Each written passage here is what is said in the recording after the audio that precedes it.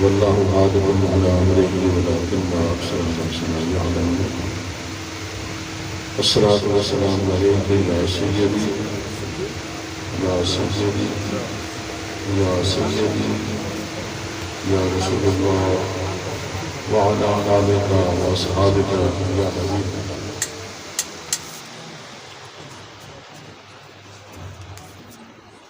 علماء کرام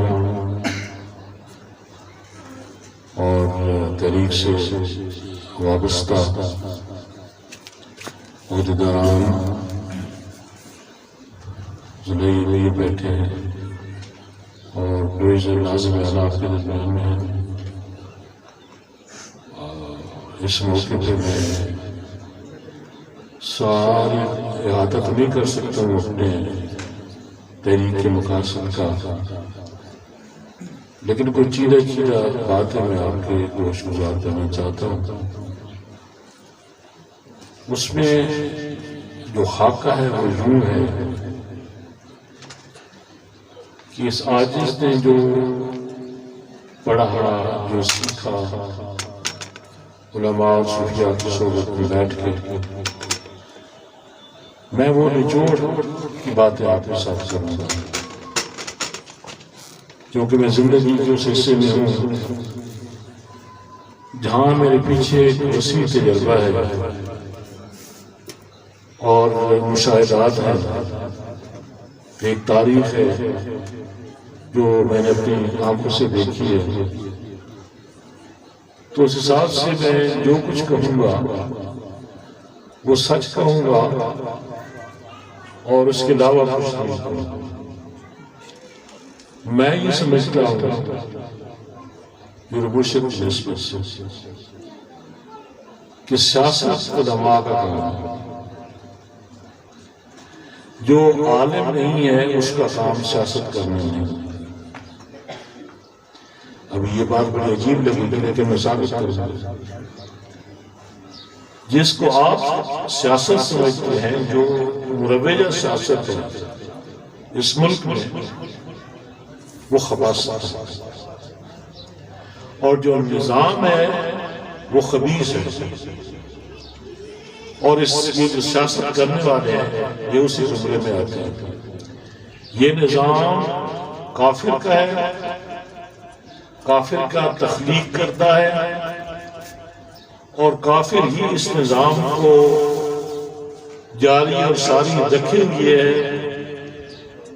تمام تر فنڈنگ آج بھی جہاں جہاں جمہوریت جسے کہتے ہیں، ملک میں دو نظام ہیں، ایک بادشاہی نظام رائج ہے اور ایک جمہوری نظام ہے، باقی نظام تو کوئی نہیں۔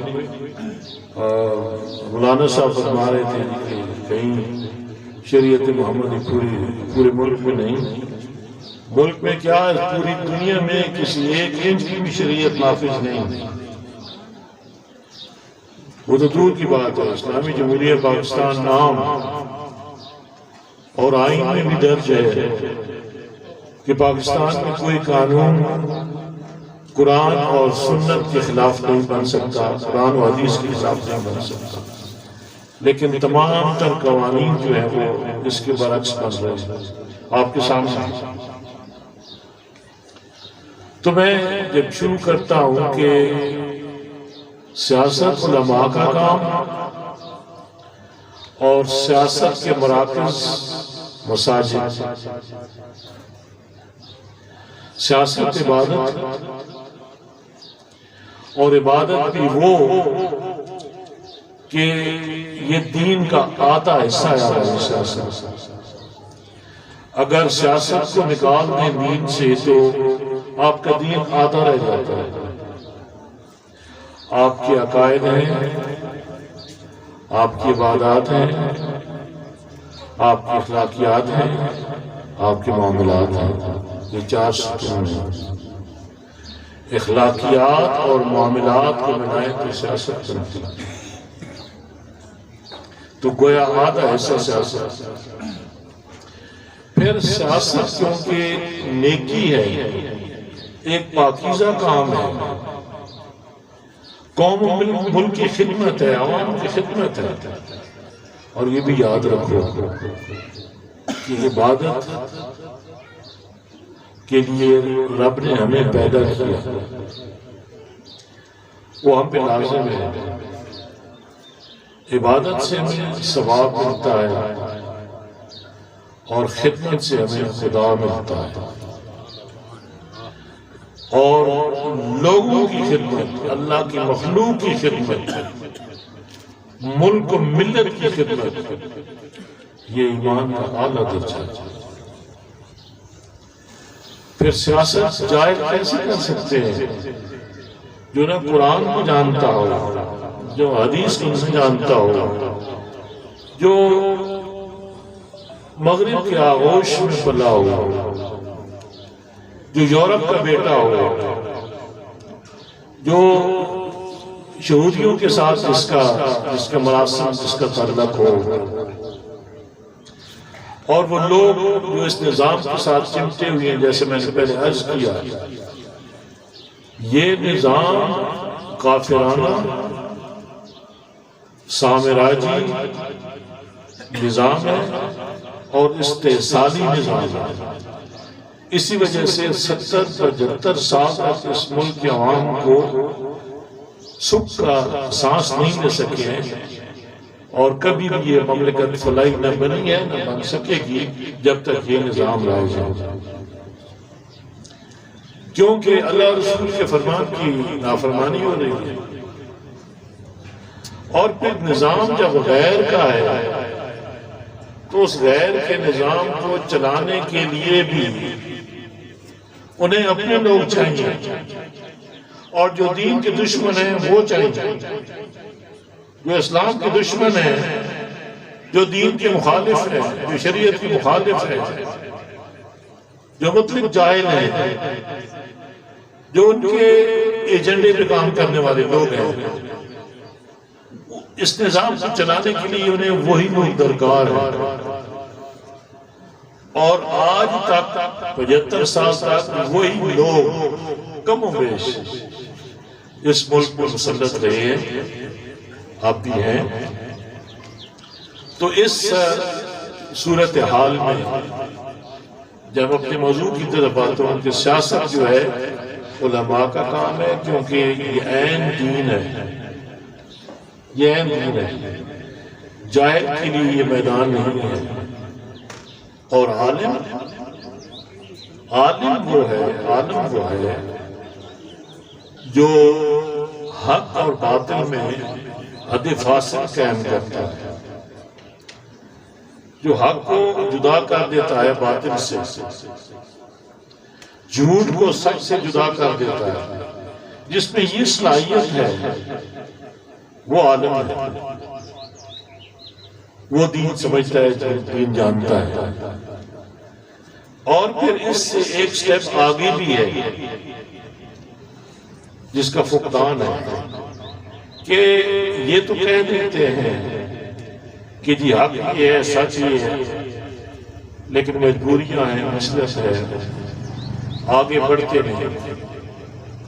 جانتے ہیں کہ تحریک لبیک پاکستان حق پہ ہے، جانتے ہیں تحریک لبیک پاکستان نے خط نبوت پہ جانوں کے نذرانے پیش کیے ہیں، جانتے ہیں کہ ناموس رسالت کے لیے ہم نے دھرنے دیے، جیلوں میں گئے، مارے کھائے، مالی نقصان اٹھایا، گولیاں کھائیں۔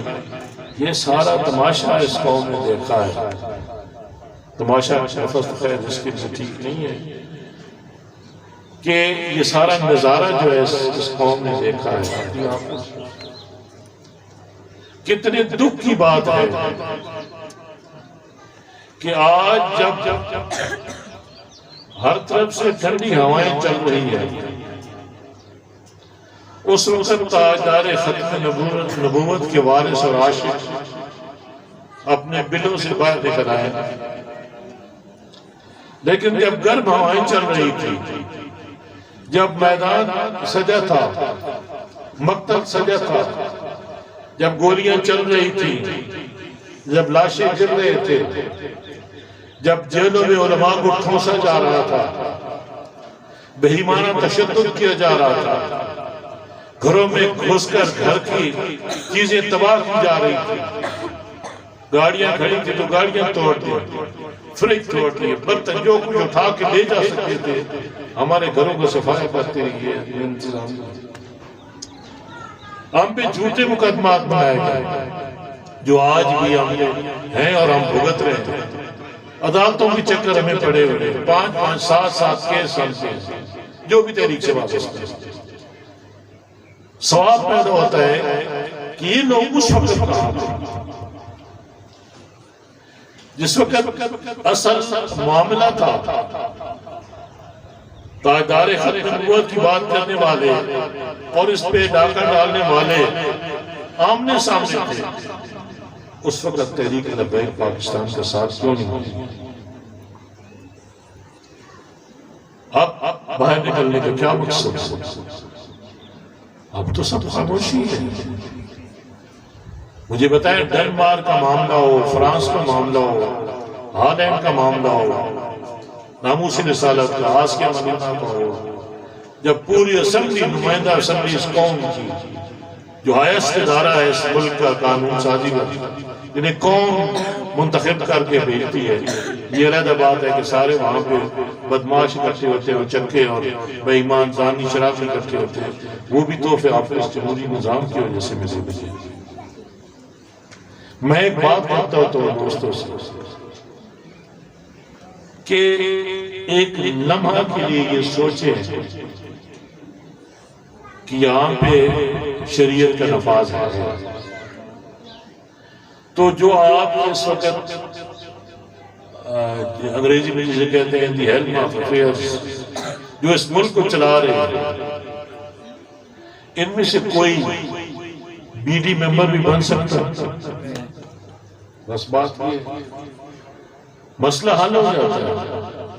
مسلمان کے لیے شریعت محمدی ترازو ہے، اس ترازو میں ہم اپنی ذات کو بھی تولتے ہیں، اپنے معاشرے کو بھی، اپنی معاشرت کو بھی، اپنے نظام کو بھی، اپنے ملک کو بھی، اپنے اداروں کو بھی، گویا ہر کام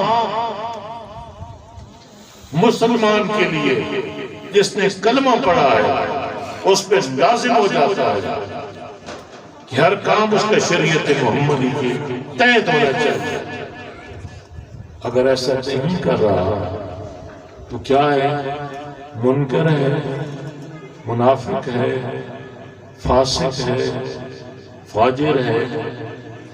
پھر قرآن نے یہاں تک کہہ دیا کہ جو میری بات نہیں مانتے وہ کافر ہیں، جو اللہ کی بات نہیں مانتے وہ کافر ہیں، جو اللہ کی بات نہیں مانتے وہ مشرک ہیں، جو اللہ کی بات نہیں مانتے وہ فاسق ہیں۔ تو مجھے بتائیے یہ لوگ کس کٹہرے میں کھڑے ہوئے ہیں؟ ان کا مقام کیا ہے؟ ان کی حیثیت کیا ہے؟ ان کی اوقات کیا ہے؟ یہ قوم کے والی وارث بنے بیٹھے ہیں، سال ہا سال۔ آج یہ تماشا ساری قوم کے سامنے، قوم مردہ ہو چکی ہے، ہم غلام ہیں، اللہ کی قسم ہم غلام ہیں۔ جو اسمبلی آزادانہ فیصلے نہ کر سکے، جو وزیر اعظم آزادانہ فیصلے نہ کر سکے، جو یہود و نصارہ کو خوش کرنے کے لیے ایک عورت کو جس پہ توحید رسالت ثابت ہو چکی ہو، دو عدالتوں نے، بڑی عدالتوں نے اس کو سزائے موت دی ہو، اور پھر عدالتوں کے ساتھ ملی بھگت کر کے جو شخص اس کو اس ملک سے بھگا دیتا ہے اور بڑے فخر کے ساتھ باہر جا کر کہتا ہے ان کی سرزمین پہ، کافروں کی سرزمین پہ جا کر ان سے داد و تحسین لینے کے لیے، ان سے شاباش لینے کے لیے یہ بات کرتا ہے کہ میں نے علماء کو جیلوں میں ٹھونسا، ایک چھوٹی سے ایک طبقہ جو ہے ہم نے ان کے ساتھ یہ کیا، پہلے انہوں نے ملک کو یرغمال بنا لیا لیکن میں نے انہیں جیلوں میں ڈالا اور میں نے ان کو قابو کیا اور میں نے آسیہ کو رہا کیا۔ اب اس شخص کی کون سے اس کا اسلام ہے؟ کون سی اس میں مسلمانی موجود ہے؟ یہ وہ لوگ ہیں جو جمہوریت کے تحفے ہیں۔ کاش جب پاکستان بنا تھا علماء مدرسوں اور مسجدوں میں نہ گھستے اور وہاں ہی اپنے آپ کو مقید نہ کر لیتے، محبوس نہ کر لیتے، آج پاکستان کا نقشہ کوئی اور ہو۔ لیکن اس کا خمیازہ پوری قوم ان سے پوچھا جائے اصل ذمہ داری یہ کی تھی، اصل وارث یہ تھے۔ حسن رسول کے وارث ہونے کا مطلب کیا ہے کہ صرف مسجد میں جو محراب ہے وہاں تک نہیں، پوری قوم اور ملت اور پورے ملک کے وارث ہونے۔ اس کا مطلب میرے آقا وہ منبر اور وہ محراب سنبھالا تو قوم کو بھی سنبھالا، مسلمانوں کو بھی سنبھالا، مدینہ اور مکہ کی ریاست قائم کی، اپنی سلطنت قائم کی۔ کس کے لیے؟ اپنے نظام کو نافذ کرنے، اور نظام نافذ ہوا۔ آج کہتے ہیں علماء کا سیاست سے کیا کام؟ اور دکھ کی بات یہ ہے کہ یہ سما خود علماء نے پیدا کیا، کہ جب انہوں نے، میں خود اس چیز کا گواہ ہوں، میرے گھر سے گزرے علماء کے ساتھ اٹھتے بیٹھتے ہیں، اور میرے پاس بہت کچھ راز ہے، بہت کچھ میرے سینے میں ہے، اور بڑے بڑے جو اس ملک کے جن کا دینی معاملات میں، یہ دین کے شناخت جب کی بات آتی ہے تو بڑے بھاری بھاری کام ان کی شخصیات ہیں دین کے حوالے سے، اور آج بھی وہ ملک میں ایک کردار ادا کر رہے ہیں۔ ان کے قریب میں نے بیٹھ کے ان کو سنا، ان کو دیکھا، اور کیا کہتے تھے۔ اور میں نے کسی مدرسے میں نہیں پڑھا، نہ مجھے کسی عالمیت کا دعویٰ ہے یا میں عالم ہونے کا، وہ بھی نہیں۔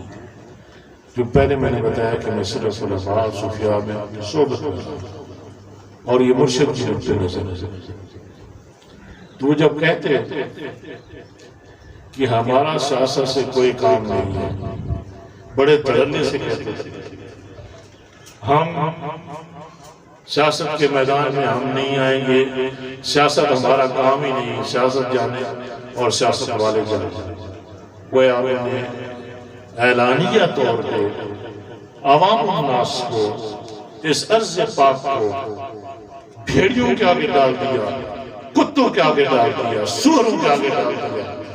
یہ بات کہہ کے مجھے حیرت ہوتی تھی، اس وقت ہی خدا کی قسم میرے بال کھڑے ہو جاتے تھے، اور میں بڑا مشکل سے ضبط کرتا تھا، لیکن جب علیحدہ میں بیٹھتے تھے میں علماء میں یہ بات کہتا تھا کہ حضور یہ آپ نے غلط کہا ہے کہ سیاست سے آپ کا کام نہیں ہے، سیاست آپ کا کام ہے۔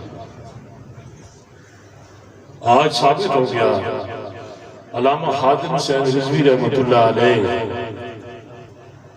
جب میری ان سے ملاقات ہوئی، یہ ترغان کے علماء مجھے اچھی طریقے سے جانتے ہیں، میں ان کو اچھی طریقے سے جانتا ہوں، اور میں اپنے مرشد کے ساتھ ملک کی سطح کے جو علماء ہیں ان کی صحبت میں رہا ہوں، تو مجھے بہت تجربہ ہے میرے پاس، تو مجھے بڑے یہ دکھ سے کہنا پڑتا ہے کہ جن کا کام تھا انہوں نے اپنا کام نہ کیا، وہ اس قوم کے لیے آج اجنبی ہیں۔ آج جب سیاست کرنے باہر آئے ہیں تو لوگ پوچھتے ہیں، اور جو ہمارے دشمن ہیں یا دین کے دشمن ہیں یا بیزار ہیں دین سے یا لبرلز ہیں، کہتے ہیں یہ علماء کی طرف سے آ گئے، ان کا سیاست سے کیا کام ہے، یہ کیوں مارا گیا؟ بھائی جاؤ اپنے مدرسوں میں بیٹھو، جاؤ مسجدوں میں بیٹھو، تمہارا کیا کام ہے سیاست کے ساتھ؟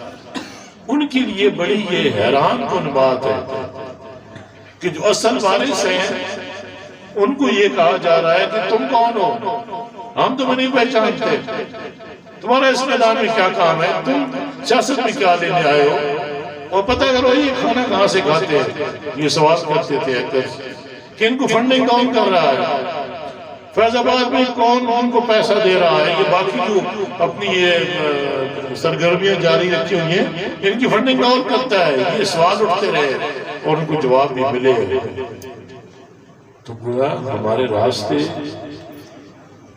روک دیے گئے۔ آج بھی وہی سما ہے، اور بڑے دکھ سے کہنا پڑتا ہے کہ آج بھی ہمارے علماء ابھی تک رول ادا کرنے میں اپنا وہ کام اپنے آپ کو نہیں پیش کر سکے ہیں، ورنہ میں تسمیہ بات کہتا ہوں کہ ان کی اوقات ٹکے کی اوقات نہیں ہے۔ یہ جتنے مرضی 10 لاکھ کیا 1 کروڑ بھی لوگ لے آئے، اگر علماء سامنے آ جائیں تو یہ پورا ملک جو ہے ان کے جو غریب عوام ہیں وہ علماء کے پیچھے ہوں، ان کی کیا اوقات ہے؟ یہ پٹواریوں، ذمداروں، تھانداروں، ایس پی، ڈی سی، یہ سارے پچھلے 10 دن سے کتوں کی طرح کام کر رہے ہیں، دن رات۔ حکومت کے آرڈرز ہیں، ایم ایل ایز کی طرف سے حکم ہے ان کو کہ تم نے اتنی گاڑیاں لانی ہیں، اتنے بندے لانے ہیں۔ یہ جمہوریت ہے، اسے جمہوریت کہتے ہیں۔ کتنی بڑی خیانت ہے، کتنی بڑی بدجانتی ہے اس ملک کے ساتھ، اور قوم تماشا دیکھ رہی ہے، علماء تماشا دیکھ رہے ہیں۔ کیوں نہیں کہتے ہیں مسائل جو عوام کے مسائل ہیں؟ ایک شیطان اوپر بیٹھا ہے، وہ بعض اپنی کرسی بچانے کے لیے چاہیے تو یہ تھا کہ عدم اس کی ایک جو تحریک ہے عدم اعتماد کی، وہ سامنے آئی ہے، سب کچھ لکھا ہوا ہے کہ جس طریقے سے یہ معاملہ آگے چلنا ہے، ٹھیک ہے، اسمبلی سے بات چھوڑو۔ یہ جو کرتوت یہ کر رہا ہے، یہ جو ڈرامے کر رہے ہیں، یہ جو ملک اور پورے ملک کو ایک ہیجانی کیفیت میں مبتلا کر دیا ہے، ایک بھوچال سا برپا کر دیا ہے ملک میں، کیوں؟ اس کی کیا وجہ؟ اس لیے کہ یہ شیطان اعظم ابھی تک رہنا چاہتا ہے، کرسی نہیں چھوڑنا چاہتا جب تک اس کا ایجنڈا مکمل نہیں ہو جاتا۔ اور اس کا ایجنڈا یہی ہے کہ اس ملک میں یہودی اور نصرانیوں کا نظام چلے، اور جو اپنے ہمارا اسلامی نظام ہے اس کے لیے راستے میں یہ رکاوٹ بن کے کھڑا ہو گیا ہے، اور اس کے حوالے سارے ادارے تمام ایجنسیاں ایک طرف، تمام سیاسی پارٹیاں ایک طرف، حکومت ایک طرف، کوئی پارٹی ہمارے ساتھ نہیں ہے۔ یہاں تک کہ جو اسلام کی دعوے دار پارٹیاں ہیں وہ بھی ہمیں حسد اور بغض کی نگاہ سے دیکھتی ہیں، دبے الفاظ میں اگر ہماری تائید بھی کرتی ہے تو کھل کے نہیں سامنے آتی ہے۔ کیوں؟ یہ سوال پیدا ہوتا ہے، کیوں؟ اتحاد اہل سنت کیوں نہیں قائم ہو رہا؟ جب جماعت واضح طور پہ واضح بیانیہ لے کے سامنے آئی اور پوری قوم بلکہ پوری دنیا کے سامنے خود کو پیش کیا، دو رخ ہیں اس تحریک کے، تحریک لبیک یا رسول اللہ، تحریک لبیک پاکستان۔ تحریک لبیک پاکستان ہمارا سیاسی رخ ہے، اور جب دین کی عملی بات ہے لبیک یا رسول اللہ، تو کوئی ختم نبوت کی بات ہو تو تحریک سامنے آئے گی، ناموس رسالت کی بات ہو تحریک سامنے آئے گی۔ جو بھی اگر دین کی طرف آتا ہے، جو بھی دین پہ بھونکتا ہے، تو ہم اپنے کردار ادا کرنے کے لیے ہم پہ لازم ہے، اس تحریک پہ لازم ہے، اور ہم نے یہ ادا کر کے دکھایا ہے، اپنا کردار ادا کیا ہے، دوسرے کردار کی دعوت کر رہے ہیں تحریک لبیک پاکستان۔ لیکن ہماری بنیاد شریعت ہے، ہمارا ہر کام شریعت کے تابع ہے۔ تحریک میں بھی کالی بھیڑیں ہیں، تحریک میں بھی ایسے لوگ ہیں جو صرف تحریک سے مفادات حاصل کر رہے ہیں، اور جب مشکل وقت آتے ہیں تو وہ بھی دائمہ کھسک جاتے ہیں، لیکن پھر بھی یہ بنیادی طور پہ مخلصین کی جماعت ہے، اور اس کی تربیت جو ہے علامہ خالد حسین رضوی رحمۃ اللہ علیہ۔ تو میرے دوستوں، بات کہنے کا مطلب یہ ہے کہ نظام کافرانہ، ہم مسلمان ہیں، ہمارا اپنا نظام ہے۔ جب ہم دوسرے نظام کو اپنا لیتے ہیں، دوسری تہذیب کو، تمدن کو، کلچر کو، رویوں کو جب اپنا لیتے ہیں اور اسلامی رویوں کو ترک کرتے ہیں، اسلامی ثقافت کو چھوڑ دیتے ہیں، اسلامی سیاست کو چھوڑ دیتے ہیں، اور سب سے بڑھ کر اپنا نظام چھوڑ دیتے ہیں، تو پھر میں آپ سے سوال کرتا ہوں، مسلمانی کی نہیں، یہ ہر ایک مسلمان کو اپنے غریبان میں جھانکنا چاہیے اور خود سے پوچھنا چاہیے کہ اس کے باوجود میں مسلمان ہوں جو کچھ۔ ایک اور بات میرے ذہن میں ہے، مجھے بعض علماء سے، جس سے میرے اپنے کلیگ بھی ہیں، طریقت کے بھائی بھی ہیں، جو مجھے سمجھاتے ہیں کہ یہ کام جو ہے سیاست دانوں کا ہے، آپ کا کام نہیں ہے، سیاست اور چیز ہے اور طریقت اور چیز ہے۔ لیکن میں اپنے رب پہ قربان جاؤں اور اولیاء کرام نے جن کی صحبت نے مجھے تیار کیا ہے کہ میں سوچتا ہوں کہ طریقت تو اس لیے ہم طریقت میں تو آتے ہیں کیونکہ ہم شریعت پہ نہیں چلتے۔ شریعت تو سپریم ہے، شریعت تو سردار ہے، طریقت اس لیے ہے کہ ہم شریعت پہ چلیں۔ چلنے کے لیے ہم طریقت پہ آتے ہیں، سیکھتے ہیں، سلوک کرتے ہیں، مرشد پکڑتے ہیں، مرشد کی صحبت اختیار کرتے ہیں، اسباب کرتے ہیں، اور پھر جب ہمارے رویے بدل جاتے ہیں، ہماری سوچ اور فکر مسلمانی ہو جاتی ہے، جب ہم پہ تقویٰ آ جاتا ہے، جب ہم نفس کو تربیت کی کر لیتے ہیں، ہم میں اخلاص آ جاتا ہے۔ اخلاص کس کے ساتھ؟ خود کے ساتھ، ہر بندے کے ساتھ اخلاص، چھوٹے سے اخلاص، بڑے سے اخلاص، اپنے سے، پرائے سے۔ یہ دولت ہمیں ملتی ہے طریقت سے، ذکر اذکار سے۔ اس لیے مرشد کے پاس جاتے ہیں۔ جب ہم بن جاتے ہیں تو پھر ہمارا کام ہے کہ شریعت کے نفاذ کے لیے، بدی اور برائی کو مٹانے کے لیے، طاغوتی قوتوں کے سامنے، شیطانی نظام کے سامنے آ جائیں، ہم کی آنکھوں میں آنکھیں ڈال کر کہیں کہ ہم مسلمان ہیں، ہم کلمہ گو ہیں، ہم اپنے نبی کے غلام ہیں، آؤ چلا جاؤ ہمارے سامنے آؤ۔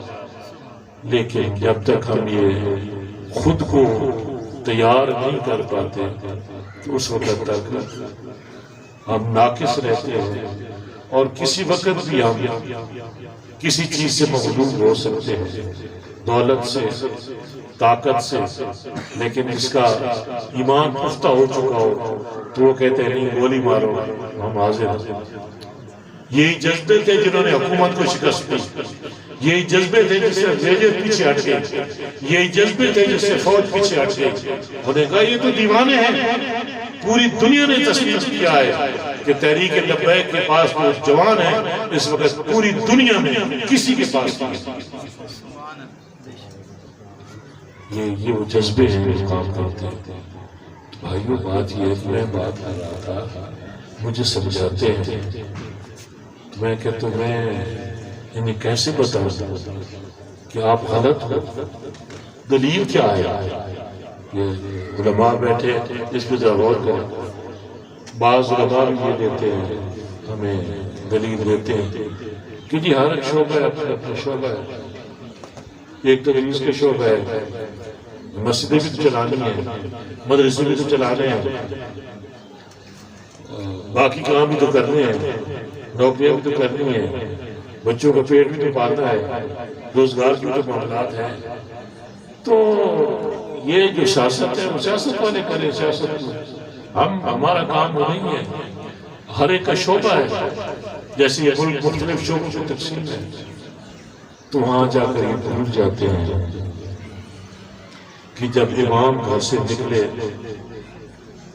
تو اس وقت کیا حالت تھی، کیا، کیونکہ ایک شخص جو تھا وہ شریعت کا دشمن تھا، شریعت کی خلاف ورزیاں کر رہا تھا، یزید ولی، اور آپ نے اس کے وجود آپ برداشت نہیں کرنا، کیونکہ دین کے لیے خطرہ بن گیا تھا۔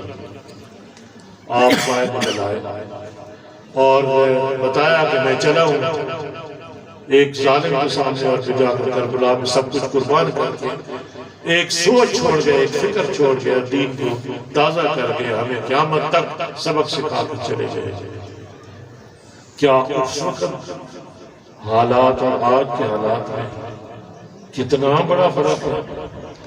اس وقت یزید نے یہ رخ اختیار کیا تھا شریعت کو چھوڑنے لگ گیا تھا اور جاننے والے جان گئے تھے کہ یہ گمراہ آدمی ہے، یہ فاسق ہو گیا ہے، اور اس کی وجہ سے امام نے قربانی پیش کر دیا۔ آج کتنے یزید آپ کا 75 سال سے آپ کا واسطہ یزیدوں سے، کتنے حق وہ سامنے آئے ہیں، کتنے جنہیں حسینی کردار ادا کیا، کتنے جنہوں نے یزیدوں کو دلکارا ہے۔ پہلے نورانی صاحب نے ایک فعال کردار ادا کیا، عبدالستار نیازی رحمۃ اللہ علیہ آپ نے بڑا فعال کردار ادا کیا، اور ان کے ساتھ جڑے ہوئے اور اب آپ، لیکن اس دور میں ایک ایسا کردار، ایک ایسا بدل حریت کہ جس نے پوری دنیا کے مسلمانوں کی ترجمانی کی اور پوری دنیا کو ہلا کے رکھ دیا، اور وہ حسینی سوچ ہے۔ اب ایک وہ سوچ ہے جس کو ہم لے کر آگے بڑھ رہے ہیں تحریک لبیک پاکستان، دوسری طرف یزیدیت ہے، اور اس سوچ نے جنم یزید سے لیا تھا۔ یزید نے اپنے اقتدار کو دوام بخشنے کے لیے اس نے شریعت کو دو پہ لگا دیا اور شریعت کی خلاف ورزیاں شروع کی، اور آج آپ کے حکمران کیا کر رہے ہیں؟ اس وقت سے لے کر تاریخ پڑھو، اس وقت سے لے کر یزید سے لے کر آج کے لوگوں کو، آج کے جو یزید ہیں ان تک، یہ ہر زمانے میں یزید موجود ہے۔ تاریخ پڑھو، ہر زمانے میں یزیدی سوچ کا کردار رہا ہے، اور اس سوچ کے حامل لوگ ہر دور میں رہے ہیں، ظلم کرتے رہے، اور ان کے مقابلے میں حسینی سوچ کے حامل بھی ہر دور میں رہے۔